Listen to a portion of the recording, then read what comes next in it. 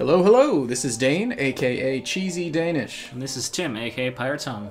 Welcome to episode 6 of Was It Worth It by SharcTank.com, your favorite part podcast, part review show, where we play an affordable indie PC game, downloaded from Steam, of course, and then we discuss our experience with the game and decide if it was worth the money. We both sunk a ton of hours into this week's game, so we should have a lot to say about it. This week we did Risk of Rain, a game developed by Hopoo LLC and published by Chucklefish. Interesting thing about Hopoo is that the two guys, Paul Morris and Duncan Drummond, they both currently attend my alma mater, the University of Washington, and which is also the school that my bro Frank, another Shark Tanker, is currently attending as well. Not only that, but Duncan is in the same program that I graduated from, the mechanical engineering department. Nice. So, Risk of Rain is a action platformer roguelike set in a futuristic sci-fi setting where you play one of several different classes, working your way through levels, gaining strength, and ultimately trying to save the cargo that was in the cargo ship that you were on when it crashed on an alien planet. Yeah, and I guess I wanted to go into roguelikes a little bit, just to explain a little more about them. Yeah, I found that, even though that I've heard the name tossed around a bit and I have an idea of what they are, I still don't have a firm definition of what a roguelike even is. Yeah, I mean, I guess I can't really say for sure if I also have a firm definition, but roguelikes typically have level randomization. So a popular example of a roguelike game would be the indie game Faster Than Light, although the term derives from the game Rogue, the original roguelike made in 1980, which makes sense because all the ones after it are like Rogue, or roguelike. But yeah, I think roguelike typically just refers to the style of game where the gameplay has the potential to become very, very difficult and death is permanent. Permanent death, I'm fairly certain, is a staple to all roguelikes. Right. So like in this game, I mentioned the game having the potential to become very difficult.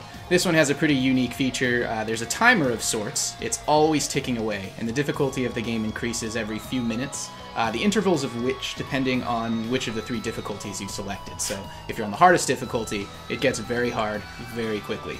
And for this reason, it's really important to blow through the levels of the game as quickly as possible before it becomes too overwhelming, like I mentioned.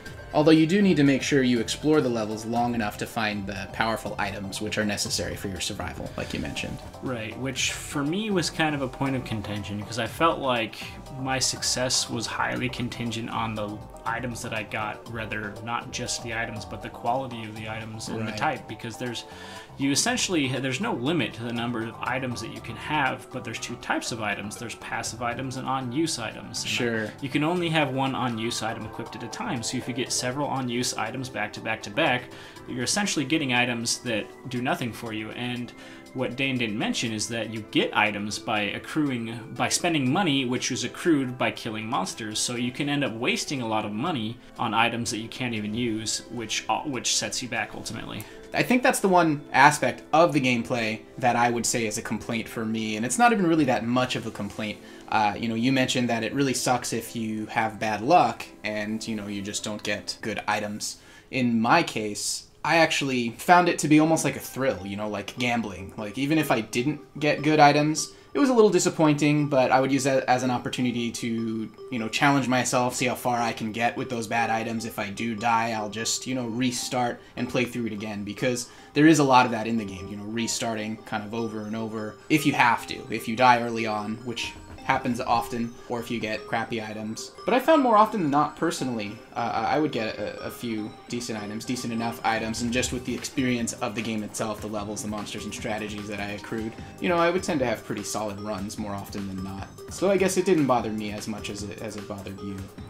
Yeah, I mean, you did play the game a lot better than me, so I've no doubt at all that you've accrued more skill than I have. Oh yeah, I wouldn't say better, I would just say more, longer. Yeah, I've had more time to play it.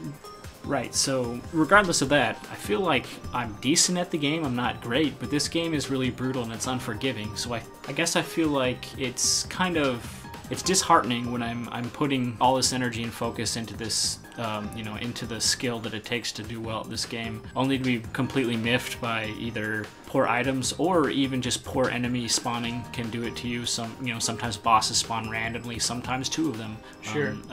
And I just feel like the game is too unforgiving to also be that random, in my opinion, of course. I could see that. I guess I didn't really have that experience, or maybe I didn't have those feelings about those experiences in the game. Well, I will say this. Somehow or another, I always end up getting the worst fucking luck in every game possible. It's like, if there's something ridiculous that can happen by random chance, when I play a game, it's going to happen. Sure. So, yeah, there's situations where I would spend the first, 400, 500 gold and get 0 useful items, or, right. Have 2 bosses spawn on me right before I spawn the boss for the end of the stage or whatever. I don't know how I have that luck, but I do. Yeah, it's never fun when that stuff happens, although, for me, again, it's just the luck of the draw, and I get some sort of sick thrill out of it, I guess. I think they can still have that thrill, but make the game a little more balanced, in my opinion. Sure. As far as the gameplay itself goes, I did want to break that down, since we were just talking about some heavy gameplay elements. Since if you're listening to this, you probably haven't played the game. The gameplay itself is pretty simple. Each class has 4 unique abilities. One of them's a basic attack that can be spammed, essentially, and the other 3 have cooldowns associated with them. So you can only use them every few seconds, and there's usually some strategy involved with managing which ones you use and when you use them. Not dissimilar from MMORPGs or MOBAs like League of Legends. Yeah, I think the class setup reminded me a lot of League of Legends in the way that each character had 4 abilities, and one of them was significantly stronger than the other 4s, but had a significantly longer cooldown in general. Not every class followed that to the T, but that was the general idea. Yeah. You can earn money with each enemy you kill, like we mentioned, and you use that money to activate shrines or open treasure chests, which are actually randomly scattered across the level. So every time you play it, they're going to be in a different location. The levels themselves don't change too much. There's 2 or 3 varieties of each stage. Right. But then also there's 3 or 4, difference for each. For stages 1 through 4 or whatever, there's different variations. Like I think there's 4 different first stages, 3 different second stages, 2 different third stages. I can't remember. Something like that. Something like that. And then each of those stages has slight variations. Sure. So. Some stages, in my opinion, are better than others. There are certain stages where when I happen to get those ones, I'm always like, oh, why couldn't it have been the other one? Yeah, there are some levels that I think are poorly designed compared to the others. Sure. But as far as the treasure you get out of those treasure chests, it can be anything from like a pair of sunglasses that makes you occasionally do double damage, or a monster tooth that makes it so killing enemies will also heal you, or you can even get like an on-use item, like you mentioned, where you press a special key, you press G to toss the item at the enemies. You can get like a rotten brain that you throw at the enemies and it does a bunch of damage. So I'm sure when you think about how those items might work, they're essential for your survival to get the right ones. I personally love playing this game. I don't know what it is, but I'd say like 95% of my time sitting there playing the game, I was getting a ton of enjoyment out of just happily mowing down huge groups of alien creatures while opening treasure chests and crossing my fingers for some of the more powerful items. Even if, like you said, it was kind of frustrating when my luck would occasionally suck, or the game would just stomp me and I'd have to start over after playing for 20 minutes. Yeah, that was a source of frustration for me. I will say, in general, I did find the game enjoyable, but unlike you, I got kind of bored. Like, sure, that was a problem I had. You mean like when you're playing through like one session, you get bored? Exactly. I kind of, like, the only time that I actually finished the game, well, actually, of the times that I finished the game, I should say, it was always a situation where I had, for one reason or another, I was forced to pause the game in the middle and then come back to it later, you know what I mean? I was never able to sit, if I sat in one session and played it all the way through, by the time I got to the 4th or 5th level, there were usually a lot of monsters, and I was just kind of going through the same button mashing, and I'd get bored, I'd lose focus, and I'd end up dying, and that's just gotcha. Kinda... So it got repetitive to the point where you needed to breather in order to right, exactly. It just got too repetitive. Sure. Yeah, I definitely didn't have that experience, but it could just be that I can kind of get tunnel vision in games like this one a lot easier. But anyway, moving on from the gameplay, I guess I'll mention something simple: the graphics. Very simple. Well, in this game specifically, yes, the style is also simple. You'll see in the screenshots I'm posting here that the graphics have a very retro look about them. The sprite of the player is very simplistic, no matter what class you pick. Although I personally feel that some of the larger enemies have some really cool detail for being sort of a simple sprite-based style. Apparently Duncan Drummond, the game's artist, did all of the pixel art in MS Paint, which actually is pretty impressive in my opinion. Some of the levels are pretty plain looking, consisting of just dirt and simple platforms. There are a few frozen tundra where everything's white. Yeah, well, it is snow, but yes, that's true. Frozen tundra is not one of the more detailed looking levels.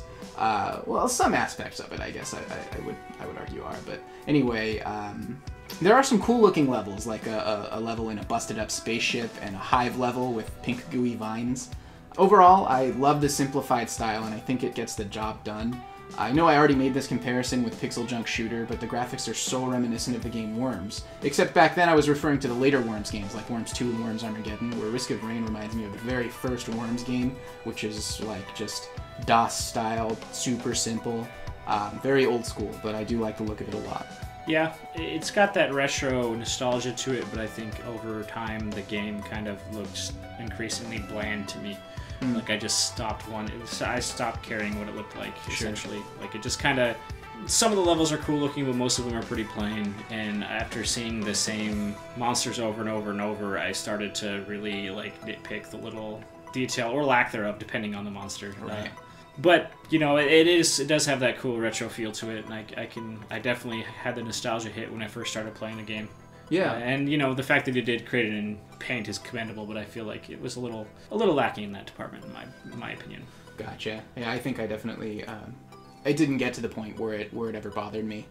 Sure. But you know, speaking of the retro style of that, the soundtrack is really interesting in this game because it's actually not chiptune or retro style. There are a couple of points in some of the songs that sound a little chiptuney or more electronic.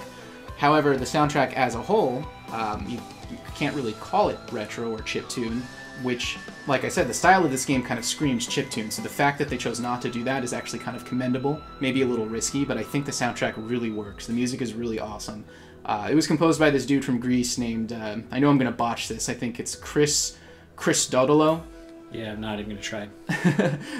You're hearing the soundtrack as our current bed music, and if you like it, you can snag it on bandcamp.com for €4, which is like $5.40. Yeah, I love the soundtrack in this game, and I'm glad they didn't do chiptune because, well, I'm not going to go into it too much, but I'm not a huge fan of the chiptune style. But that being said, I regardless of what style they chose, it was just really cool music, and it just fit. I enjoyed it a lot. I'll just put it that way. Yeah, I mean, I want to add that I love chiptune, so that's actually something where we completely differ on, and I think we've had that conversation before, and we don't need to have it here. But yeah, I really love this soundtrack as well.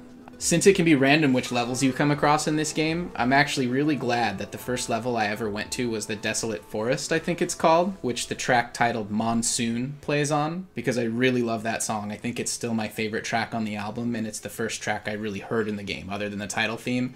And that track right there, I knew that I really liked the soundtrack. Yeah, I had the exact same experience, actually. That was the first level I got, and that's also my favorite song on the soundtrack. Yeah, it's just such a cool song. Yeah, it really is. I think that's actually a pretty popular song in general. I think a lot of other people have mentioned that as well. And while it can be argued that there may be a few too many low-key, like soft-sounding tracks for a game that's mostly incredibly intense with a lot going on, I feel like the soundtrack as a whole just fits the setting of being stranded on an alien planet. You know, it's very spacey sounding. Yeah, and those low-key, slower tracks, those had a very desolate feel to them. And exactly. I think that was a good feel to have. Almost like a throwback to Metroid. Lost on an alien. So, yeah, I could see that, definitely. Yeah. My only complaint about the soundtrack is that even as good as these tracks are, you can still get tired of hearing them since the game's meant to be played over and over again, but there's really no easy way around that problem. Yeah, that's just kind of the nature of the beast as it is. One last thing I did want to mention about the game is that the co-op works really well. It's really easy to get 3 friends together and ravage the harsh planet, as a team, and that's over the internet.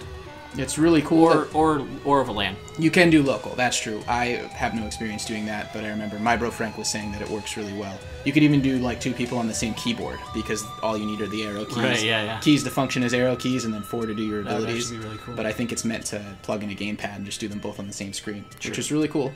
Now, since there are a bunch of other classes to choose from, you can actually keep your group really varied, and they all have their own strengths and weaknesses, and so you can actually get a really powerful team that way. While it can get kind of laggy at times, I was impressed that it never once seemed to disconnect or boot anyone out of the game. For a little $10 game thrown together by 2 people, that multiplayer functionality is very stable. Yeah, I really enjoyed the multiplayer. I think it was a lot more enjoyable personally than single player, but that's how I feel about games in general, is that multiplayer is more fun, so that's just kind of how it is. Yeah, it can be, for sure. My only complaint there is that it seems kind of arbitrary how the game handles which items affect who, which achievements can be unlocked on multiplayer, and which secret characters you can encounter on multiplayer. And I don't know if that's for game difficulty reasons or programming reasons or what, but you know, it can be a bummer when you kind of encounter a spot where you should have been able to go to a secret area or you should have unlocked a character, but just because you're on multiplayer, it just doesn't work out that way. Sure. And, so do we want to go ahead and sum up our personal experiences, or? Yeah, we might as well wrap this up. Yeah, my experience with this game, well, I've said it already. I love the retro graphics. I love the Space Age soundtrack. I really like the challenging yet simple gameplay.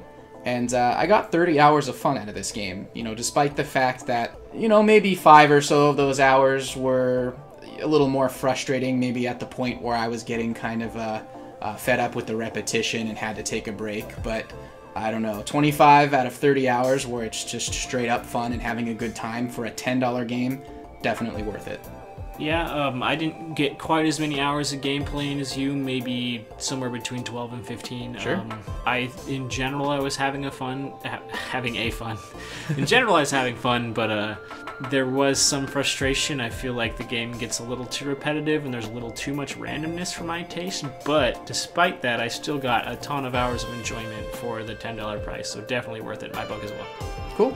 All right, well, next week, I guess we picked a pretty ridiculous-looking game. Gravity Badgers. Gravity Badgers looks like a space shooter physics puzzle game. Whereas the theme song goes, Gravity Badgers! Yeah, it seemed like a Power Ranger something. Exactly, yep. Yeah, just, it looks goofy, but it's also worth noting that that one's $5. Yeah, it's a cheaper game, so it's our first time foraying into the realm of games cheaper than $10, so it'll be interesting to try and figure out whether or not a game is worth $5. Yeah, it'd have to screw up pretty hard, but the trailer just there wasn't enough for me to see whether or not it would even be like a meaty, like good game. So I am excited to check it out.